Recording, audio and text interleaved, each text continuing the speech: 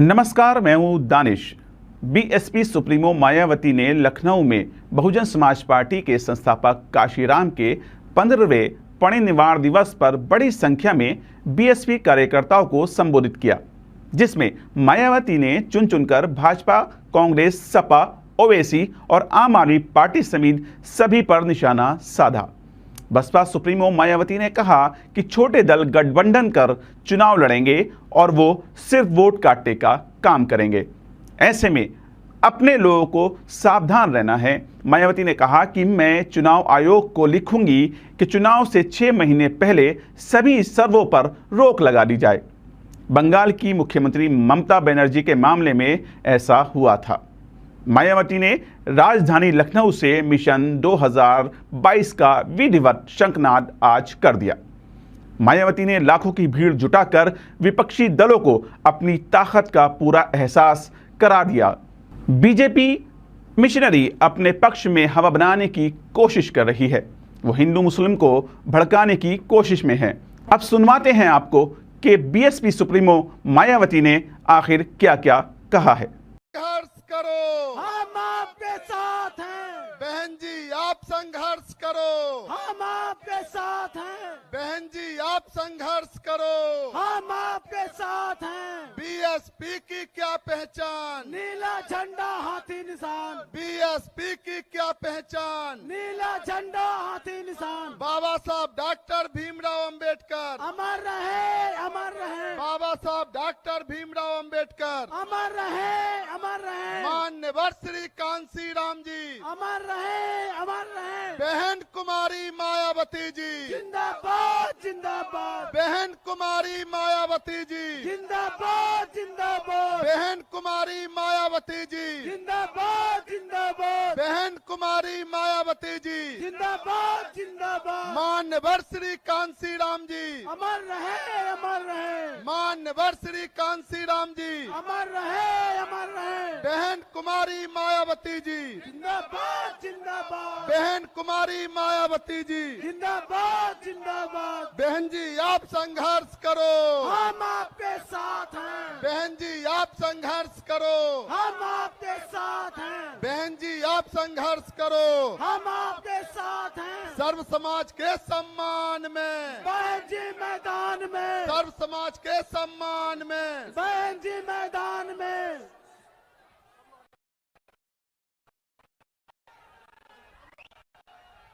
साथियों,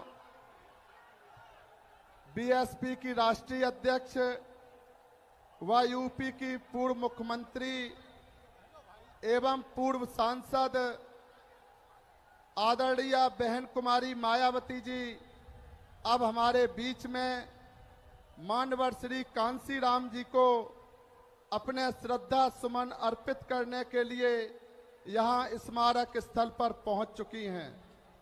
उसके लिए सबसे पहले मैं आप सभी की तरफ से उनका आभार प्रकट करता हूं और अब आदरणीय बहन जी मान्यवर श्री कांसी राम जी को अपने श्रद्धा सुमन अर्पित करें।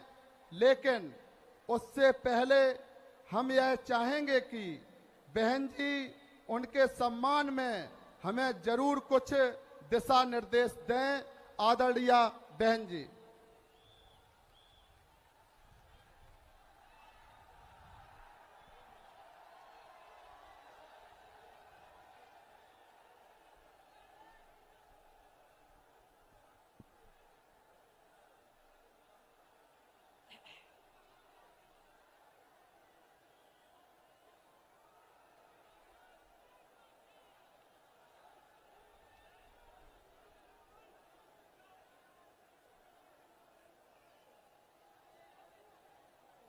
उत्तर प्रदेश के कोने कोने से आए हुए बीएसपी के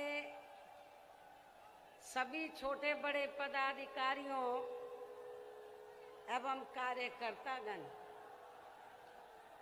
जैसा कि आप लोगों को ये विदित है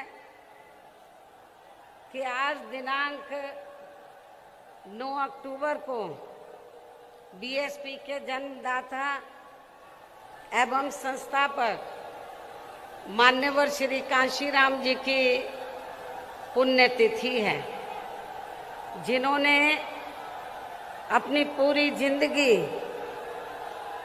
अपने संतों, गुरुओं व महापुरुषों में भी विशेषकर परम पूज्य बाबा साहब डॉक्टर भीमराव अंबेडकर के बताए हुए रास्तों पर चलकर देश के करोड़ों दलितों, आदिवासियों, पिछड़े वर्गों, धार्मिक अल्पसंख्यकों तथा अन्य उपेक्षित वर्गों के लोगों को भी अपने पैरों पर खड़ा करने के लिए समर्पित की है। अब वो हमारे बीच में नहीं रहे हैं। ऐसे महान व्यक्तित्व को आज मैं उनकी पुण्यतिथि पर अपनी व उत्तर प्रदेश सहित पूरे देश में पार्टी से जुड़े सभी लोगों की तरफ से भी पूरे तहे दिल से इनको श्रद्धा सुमन अर्पित करती हूँ तथा नमन भी करती हूँ। साथ ही यूपी व देश के अन्य राज्यों में भी इनके अपार अनुयायी जिस भी रूप में आज इनकी पुण्यतिथि का कार्यक्रम आयोजित करके इनको अपने श्रद्धा सुमन अर्पित कर रहे हैं, उनका भी मैं अपनी व पार्टी की ओर से आभार प्रकट करती हूँ। और अब मैं इस मौके पर आप लोगों का ध्यान खासकर यूपी, उत्तराखंड व पंजाब स्टेट में कुछ ही महीनों के अंदर एक साथ होने वाले विधानसभा चुनाव को विशेष ध्यान में रखकर कुछ जरूरी बातों की तरफ दिलाना चाहती हूँ। जिन इन तीनों राज्यों में हमारी पार्टी पूरी तैयारी व दमदारी के साथ ये चुनाव लड़ रही है, जिसे मद्देनजर रखते हुए अब मैं सबसे पहले कमजोर एवं उपेक्षित वर्गों के लोगों को ये कहना जरूरी समझती हूँ कि बाबा साहब डॉक्टर भीमराव अंबेडकर ने भारतीय संविधान के बनने के बाद विशेषकर इन वर्गों के लोगों को ये कहा था कि मैंने काफी संघर्ष एवं अथक प्रयासों से अपने इन वर्गों के लोगों को जिंदगी के हर पहलू में आगे बढ़ने के लिए भारतीय संविधान में कानूनी अधिकार तो जरूर दिला दिए हैं, लेकिन उनका सही व पूरा लाभ लेने के लिए इन्हें केंद्र में ही बल्कि 4 बार सरकार बनाने का मौका मिला है। और इस दौरान वैसे तो हमने यहाँ सर्व समाज के हितों का पूरा ध्यान रखा है, लेकिन सभी मामलों में प्राथमिकता पहले हमने यहाँ सर्व समाज में से उन गरीब, कमजोर एवं उपेक्षित वर्गों के लोगों को दी है, जिनकी यहाँ जातिवादी, संकीर्ण व पूंजीवादी मानसिकता रखने वाली पार्टियों की रही सरकारों में काफी ज्यादा उपेक्षा की गई है। साथ ही इनकी सरकारों में उपेक्षित रहे अपने सभी संतों, गुरुओं व महापुरुषों आदि को भी हमने पूरा आदर सम्मान दिया है।